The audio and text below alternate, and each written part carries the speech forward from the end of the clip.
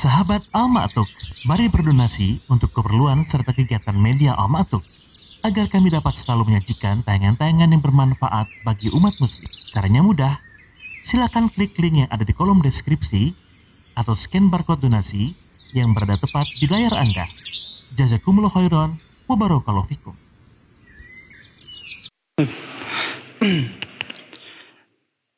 Bismillahirrahmanirrahim. Assalamualaikum warahmatullahi wabarakatuh. Alhamdulillah wassalatu wassalamu ala Rasulillah wa ala alihi wa sahbihi wa man walah wa la hawla wa la quwwata illa billah. Amma ba'd. Ikhwas sekalian rahimani wa rahimakumullah. Kita lanjutkan pembahasan kitab Riyadhus Shalihin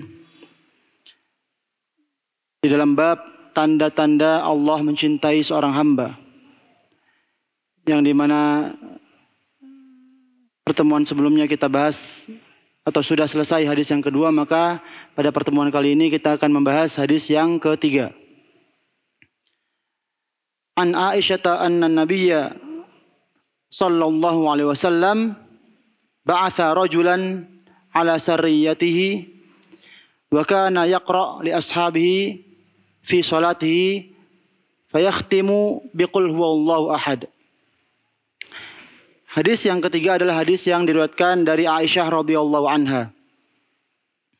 Beliau meriwayatkan bahwa suatu hari Nabi Muhammad SAW mengutus seorang untuk menjadi pasukan perang, yang dimana orang tersebut ketika memimpin pasukan perang, maka ketika sholat orang tersebut menjadi imam, mengimami sholat pada sekelompok kaum muslimin tersebut. Maka disebutkan orang tersebut ini yang ditugaskan oleh Nabi SAW menjadi pimpinan pasukan, senantiasa atau selalu membaca surat Al-Ikhlas di setiap akhir sholatnya. Ketika sholat, mengimami sholat, maka dia senantiasa membaca surat Al-Ikhlas, Qul huwallahu ahad, dan seterusnya. Ya. Falamma raja'u, ketika mereka pulang ya, ke kota Madinah menemui Nabi SAW, dzakaru dzalika lin Nabi SAW. Maka para pasukan kaum muslimin mengadu kepada Nabi SAW atas apa yang dilakukan oleh pimpinan pasukan tersebut, yang ketika menjadi imam selalu membaca surat Al-Ikhlas. Maka mendengar aduan kaum muslimin pada saat itu, Nabi SAW pun bersabda, saluhu li ayyi syai'in yasna'u dzalik. Coba tanyakan kepada orang tersebut yang jadi panglima pasukan tersebut, atas dasar apa ia melakukan demikian, yaitu membaca surat Al-Ikhlas di setiap penghujung salat. Fasa'aluhu faqala li'annaha sifatur rahman wa anna uhibbu an aqra'a biha. Maka para sahabat pun bertanya ya kepada orang yang dijadikan pimpinan pasukan. Maka orang tersebut pun menjawab ya, aku senantiasa membaca surat Al-Ikhlas di setiap salat karena aku mencintai surat tersebut. Di dalamnya terdapat sifatur Rahman, sifat Allah Subhanahu wa taala. Maka aku cinta apabila aku membaca surat tersebut yang di dalamnya terdapat sifat-sifat Rabbku. Maka faqala Nabi sallallahu alaihi wasallam, akhbiruhu anna Allah yuhibbuhu. Maka kata Nabi SAW kepada para sahabat, kabarkan kepada orang tersebut bahwasanya Allah mencintainya. Hadis ini diriwayatkan oleh Imam Al-Bukhari. Taib. Ikhwas sekalian rahimani wa rahimakumullah. Hadis yang barusan kita baca ini menjelaskan tentang keutamaan surat Al-Ikhlas ya. Dan di antara keutamaan surat Al-Ikhlas sebagaimana yang dijelaskan oleh Ibnu Daqiq Al-Aid adalah seseorang dapat dicintai oleh Allah Subhanahu wa taala karena sebab surat tersebut.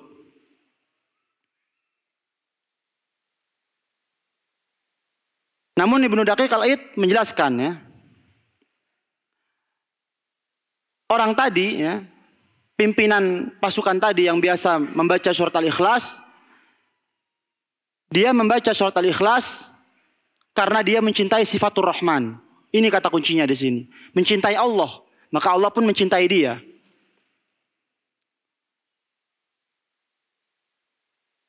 Dan kisah tersebut, kata Ibnu Daqiq Al-Aid, juga menunjukkan bolehnya membaca 2 surat di dalam 1 rakaat.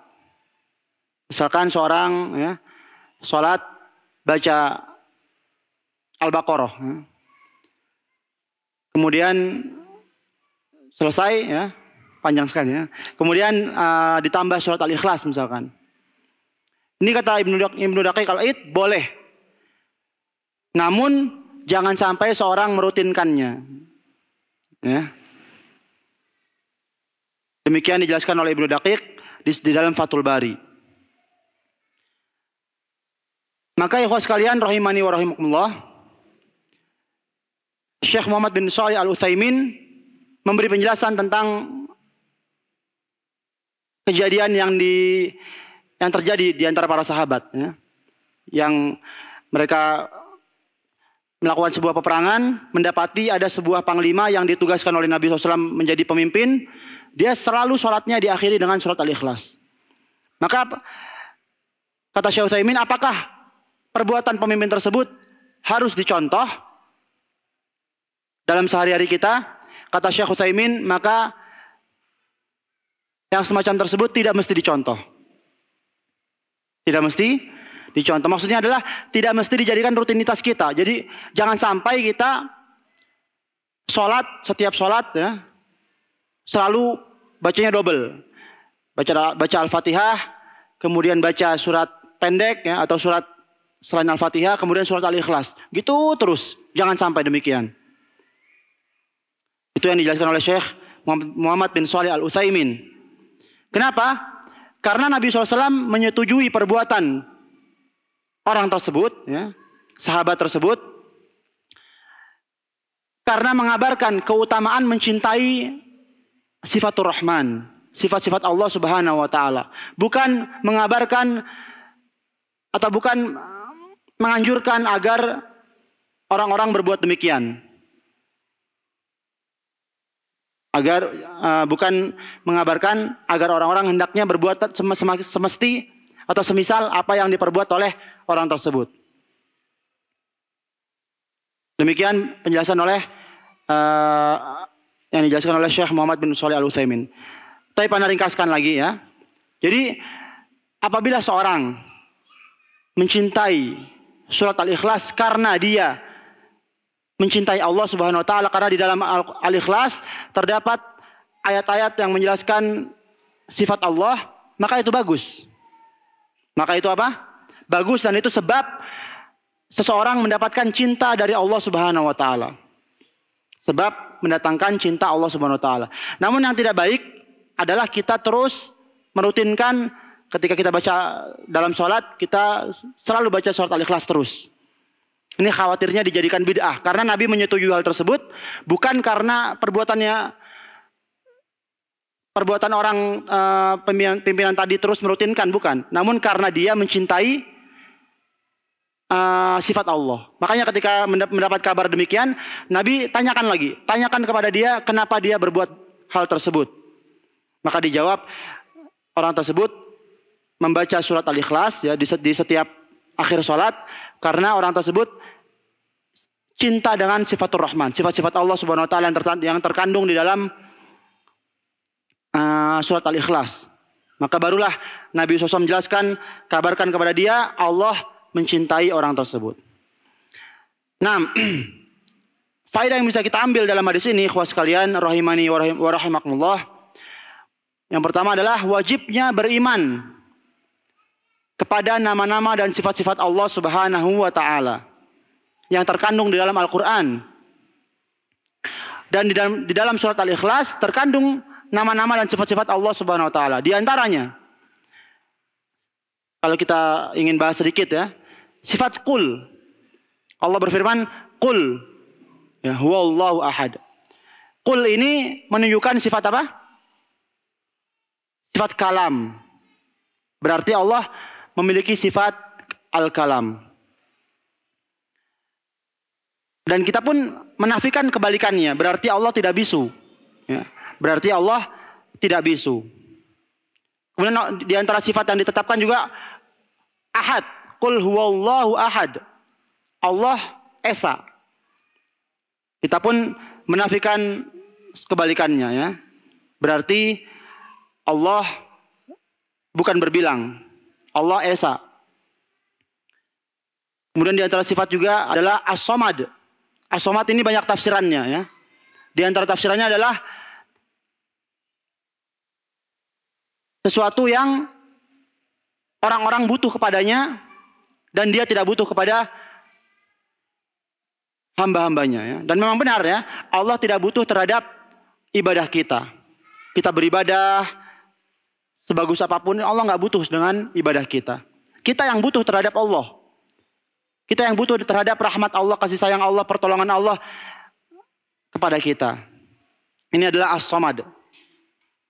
Dan kita pun menetapkan sifat Allah maha sempurna di dalam sifat as-somad ini. Kemudian sifat lam yalid wa lam yulad. Allah tidak beranak dan tidak pula diperanakan. Ini sifat nafiyah ya, sifat yang dinafikan oleh Allah Subhanahu wa taala. Dan betapa besar orang-orang yang mengatakan Allah memiliki anak. Allah tidak memiliki anak ya. Namun betapa besar dosanya ya orang-orang yang memiliki orang-orang yang mengatakan Allah memiliki anak. Sebagaimana difirmankan oleh Allah Subhanahu wa taala di surat Maryam, wa qalu ittakhadhar rahmanu walada laqad ji'tum syai'an idda takadu samawati yatafattarna minhu wa tanshaqqul ardu wa takhirrul jibalu hadda ang da'u lirrahmani walada. Kata Allah Subhanahu wa taala, dan mereka berkata, Rabb yang Maha Pemurah itu memiliki anak. Sesungguhnya ini Allah membantah ya. Sesungguhnya kalian yang mengatakan hal demikian, Allah punya anak, telah mengucapkan sesuatu yang mungkar. Takadus samawati yatafattarna. Hampir-hampir langit ini ingin pecah, ingin hancur mendengar ucapan tersebut. Dan watansyaqqul jibal. Dan gunung-gunung hampir-hampir runtuh mendengar ucapan tersebut. Yaitu anda'ulir rahmani walada. Yaitu ucapan Allah memiliki anak. Maka ini ucapan yang sangat jelek sekali ya. Yang mungkar, ucapan yang mungkar.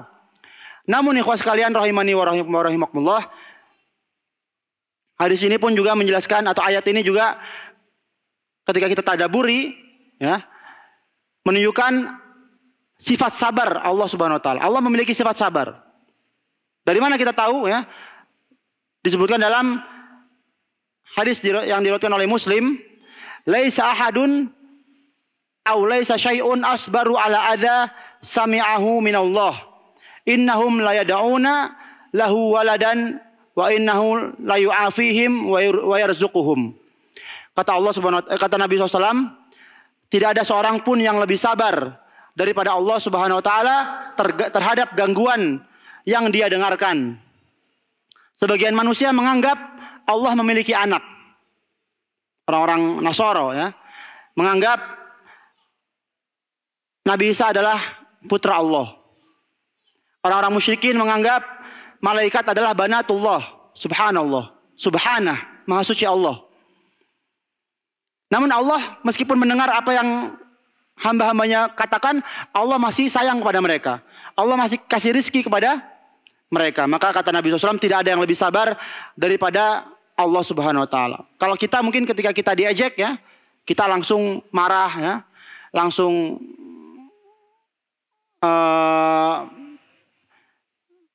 balas ejek mungkin ya. Adapun Allah Subhanahu wa taala tidak.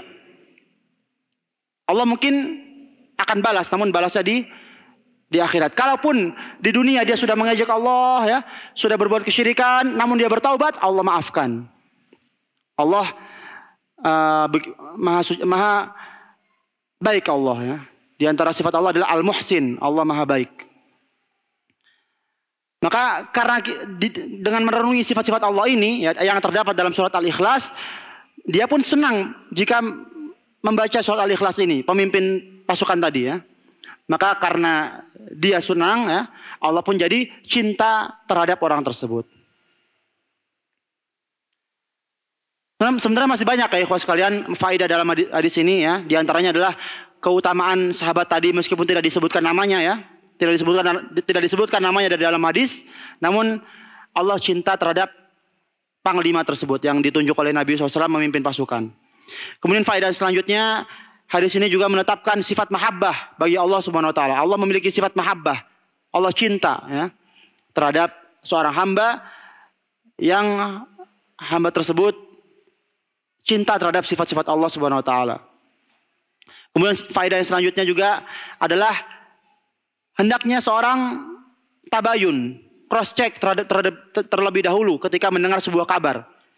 Dan ini dilakukan oleh Nabi Muhammad SAW ketika mendapat kabar ada seorang yang membaca merutinkan baca Al-Ikhlas, sebagaimana yang diadukan oleh para sahabat. Ya. Maka Nabi cross check terlebih dahulu. Saluhu, tanyakan kepada dia atas dasar apa dia melakukannya. Maka ketika mendapat jawaban ternyata dia melakukannya karena dia cinta kepada Allah, maka itu dibenarkan. Berarti ini adalah persetujuan Nabi Muhammad SAW. Tapi mungkin ini saja yang bisa disampaikan. Mudah-mudahan kita semua bisa menjadi hamba-hamba Allah yang dicintai oleh Allah. Karena laisa sya'nu an tuhib wa innama sya'nu an tuhab. Yang penting itu bukan kita mencintai Allah. Semua orang mengakui cinta kepada Allah. Yang penting ya, yang jadi masalah adalah kita ini dicintai oleh Allah atau tidak. Ya. Maka hendaknya kita bermuhasabah terus dan berdoa agar Allah Subhanahu wa taala mencintai kita. Wallahu taala alam, subhanakallahumma bihamdik asyhadu an la ilaha illa anta astaghfiruka wa atubu ilaik. Wassalamualaikum warahmatullahi wabarakatuh. Sahabat Al-Ma'tuk, mari berdonasi untuk keperluan serta kegiatan media Al-Ma'tuk agar kami dapat selalu menyajikan tayangan-tayangan yang bermanfaat bagi umat muslim. Caranya mudah, silakan klik link yang ada di kolom deskripsi atau scan barcode donasi yang berada tepat di layar Anda. Jazakumullah khairan wa barakallahu fikum.